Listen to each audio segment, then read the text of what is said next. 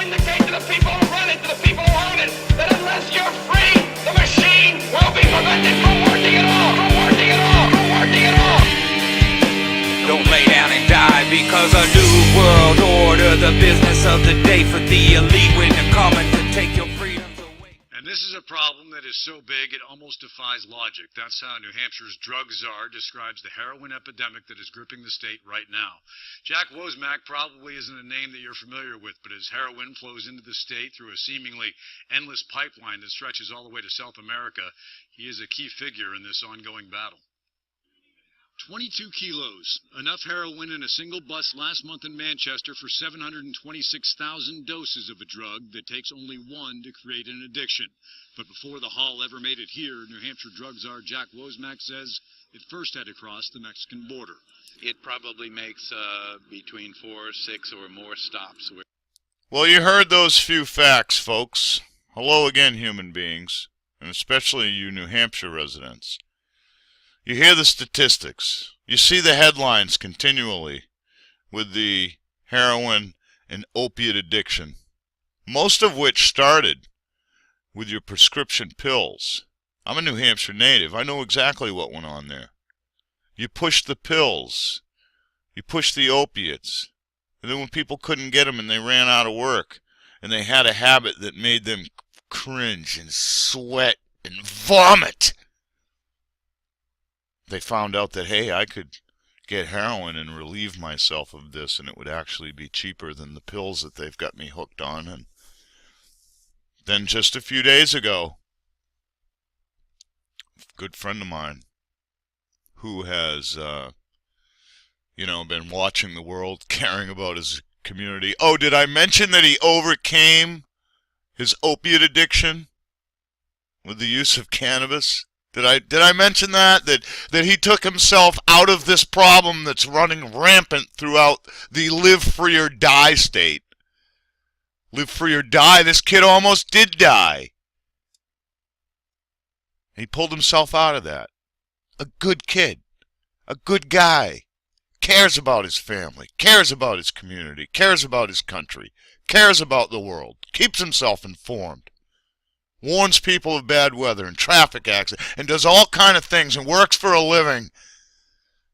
Now he faces prison because he had possession of a plant. Of course, the World Health Organization will tell you that you have a right to health. Right here, this quote is nice, isn't it? The world needs a global health guardian because you can't take care of yourself. A custodian of values, a protector and defender of health, including the right to health. And I'm going to add, the right to good mental health as well. The right to health means that governments must generate conditions in which everyone can be as healthy as possible. And with over 260 cannabinoid receptors in the body is not as healthy as possible without cannabis. New Hampshire law violates human rights, international law. It's unfathomable in today's society.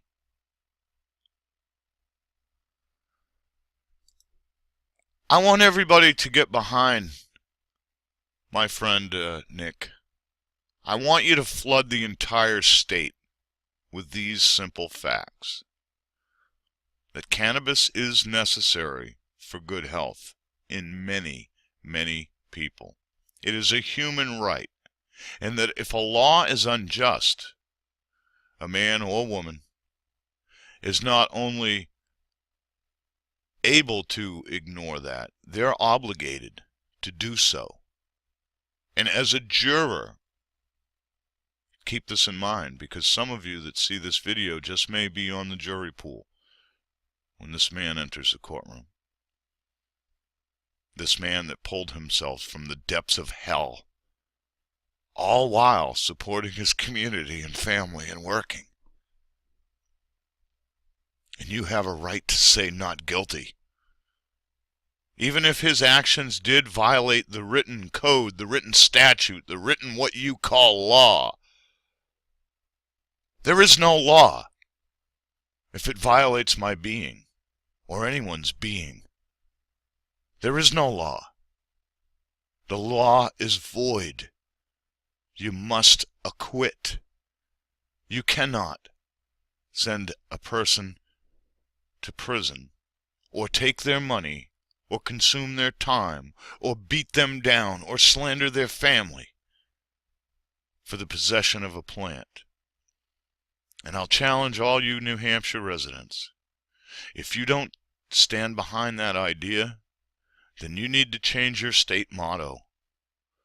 Because a man is not free when he does everything right and then he's put in prison for it, or threatened with prison, or his money stolen, or his family put in horror. You can't do it. You can't do both. Either change your state motto to "we kill you," or ignore your cannabis law and overturn it. Or you're all liars and thieves. Much love. Many thanks. And I'm going to link you below to the 3 pages I showed you, the video, so you can finish watching just how bad it's gotten in New Hampshire.